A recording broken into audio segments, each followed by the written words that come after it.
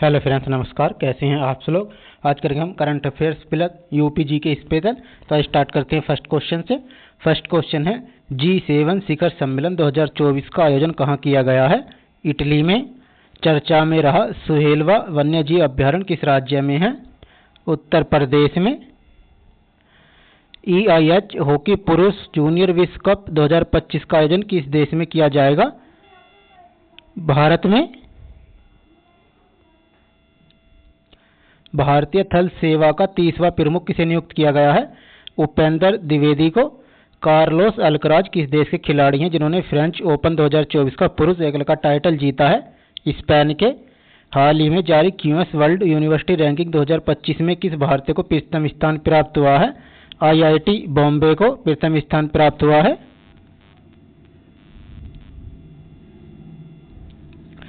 कौन सा देश हाल ही में अंतर्राष्ट्रीय अन्वेषण के लिए आर्टेमिस समझौते पर हस्ताक्षर करने वाला 43वां देश बना है। आर्मेनिया।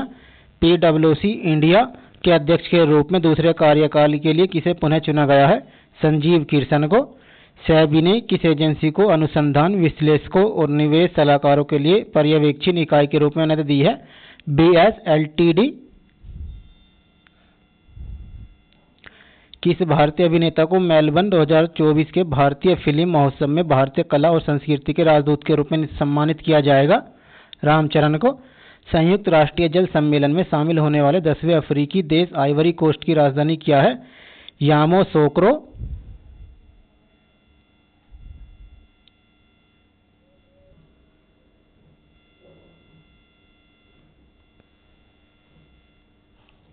कौन सा देश हाल ही में अंतरिक्ष अन्वेषण समझौते पर हस्ताक्षर करने वाला 43 देश बना है। Armenia.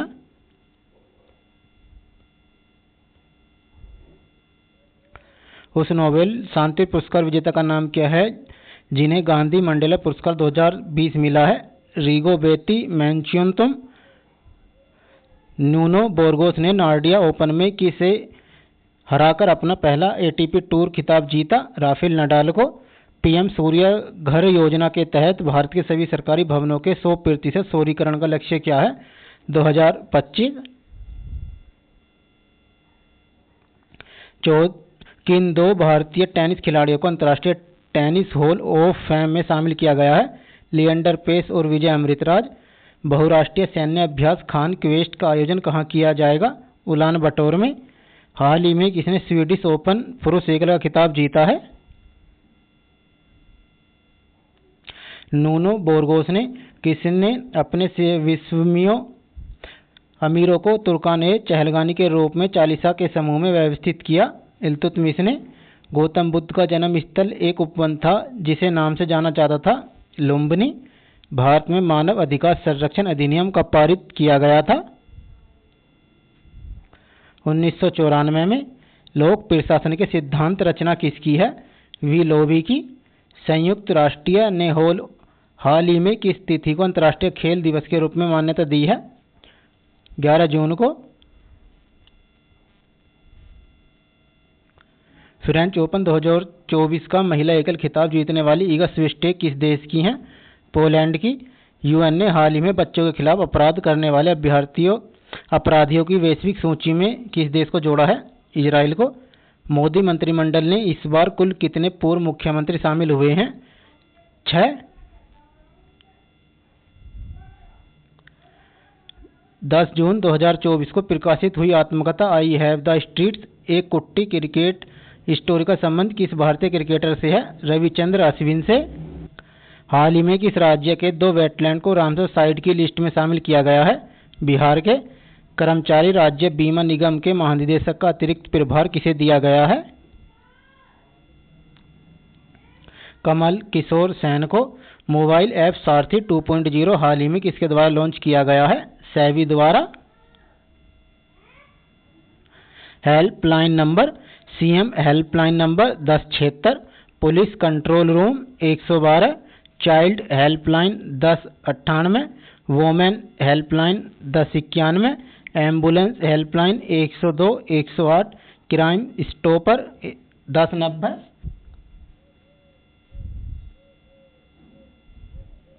Fire helpline 101, national women number 1090 1091 181। Paris Olympic 2024 में air pistol 10 metre air pistol स्पर्धा में मनु भाकर ने कौन सा पदक जीता है? कांस्य पदक। भारत और किस देश ने सांस्कृतिक संपत्ति समझौते पर हस्ताक्षर किए हैं? यूएसए ने। भारत के संविधान के अनुच्छेद के अनुसार देश के सभी उच्च न्यायालयों के लिए अंग्रेजी आधिकारिक भाषा है। अनुच्छेद 348 के तहत येरला, वरना और डिंडी किस नदी की सहायक नदियां हैं? कृष्णा की। हाल ही में भारत के 500वें सामुदायिक रेडियो स्टेशन का उद्घाटन कहाँ किया गया है? आइजोल में। पेरिस के ग्रेविंग म्यूजियम ने किस भारतीय अभिनेता के सम्मान में गोल्डन कॉइन जारी किया है? शाहरुख खान के सम्मान में। भारतीय संविधान के किस अनुच्छेद के तहत भारतीय नागरिकों के 6 मौलिक स्वतंत्रताओं के अधिकार की गारंटी प्रदान की गई है? अनुच्छेद 19 में। टीपू सुल्तान के शासनकाल में उनके राज्य मैसूर की राजधानी क्या थी? श्रीरंगपट्टनम। भारत की पहली एकीकृत कृषि निर्यात सेवा किस बंदरगाह से शुरू की जाएगी? जवाहरलाल नेहरू बंदरगाह से। सरकार ने 31 मार्च 2027 तक देश भर में कितने प्रधानमंत्री जन औषधि केंद्र खोलने का लक्ष्य रखा है? 25,000। लघु ज्वार भाटा कब आता है? जब सूर्य और चंद्रमा पृथ्वी के समकोण पर होते हैं। किस देश को विश्व का कॉफी बाउल कहा जाता है?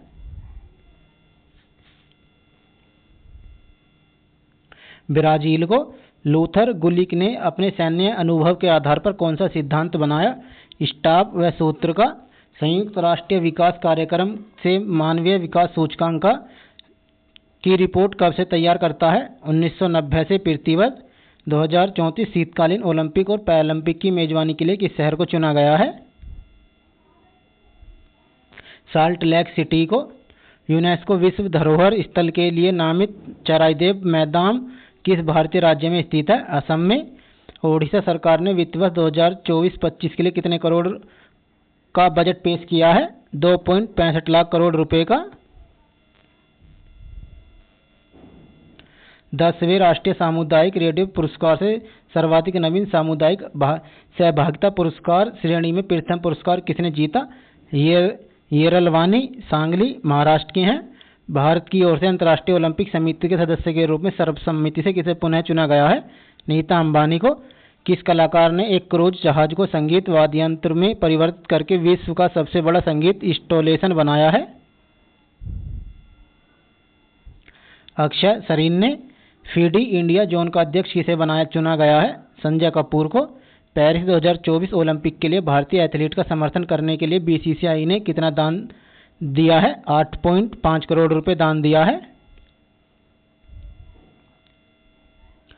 सियाचिन ग्लेशियर पर परिचालनात्मक रूप से तैनात होने वाली दूसरी भारतीय महिला अधिकारी कौन बनी है?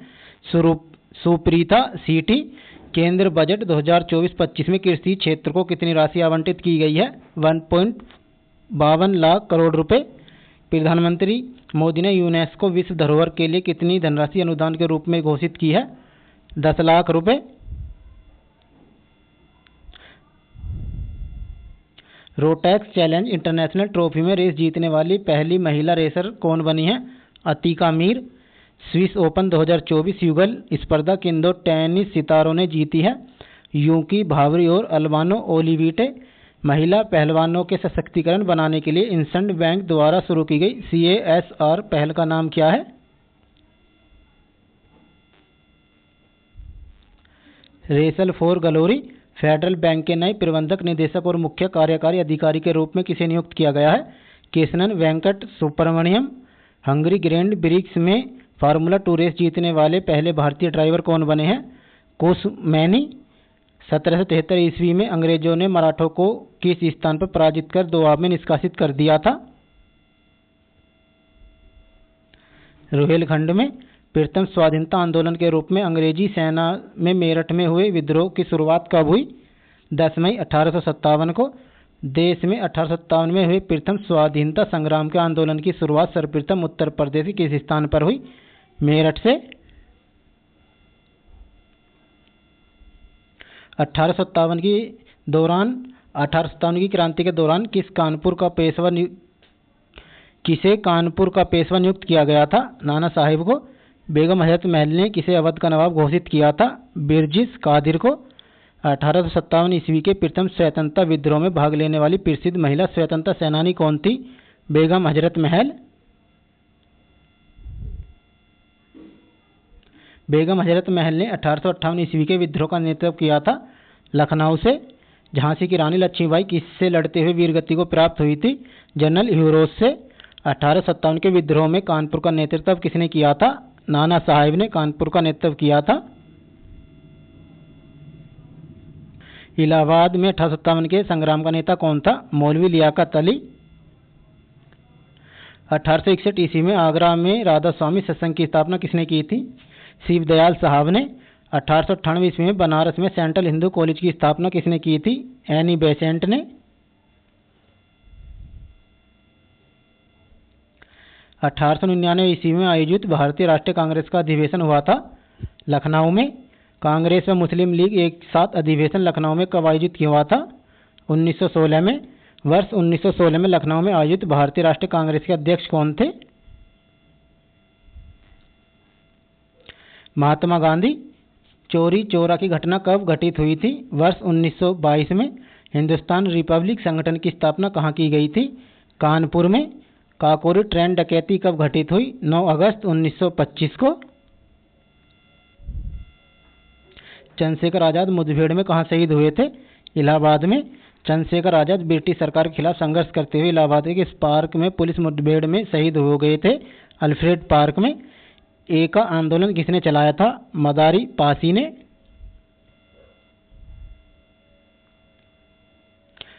कौन अवध के कृषक आंदोलन के नेता थे? बाबा रामचंद्र। अखिल भारतीय किसान सभा का प्रथम अधिवेशन कहाँ हुआ था? लखनऊ में। वर्ष 1942 में भारत छोड़ो आंदोलन के समय उत्तर प्रदेश के किस शहर में राष्ट्रीय सरकार की स्थापना कर दी गई थी? बलिया में।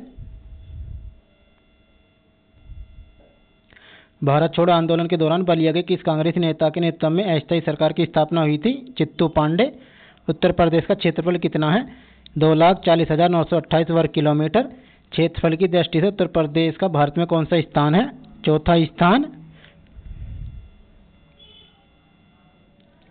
उत्तर प्रदेश के उत्तरी भाग को किस देश की सीमा स्पर्श करती है? नेपाल की। उत्तर प्रदेश को भारत के कितने राज्यों की सीमा स्पर्श करती हैं? 8 राज्यों की। उत्तर प्रदेश किस राज्य की सीमा नहीं लगती? पंजाब की। उत्तर प्रदेश से राज्य की सीमा नहीं लगती हैं। उत्तर प्रदेश किस प्राचीनतम भूभाग का भाग है? गोंडवाना लैंड का। उत्तर प्रदेश का सबसे पूर्वी शहर कौन सा है? बलिया।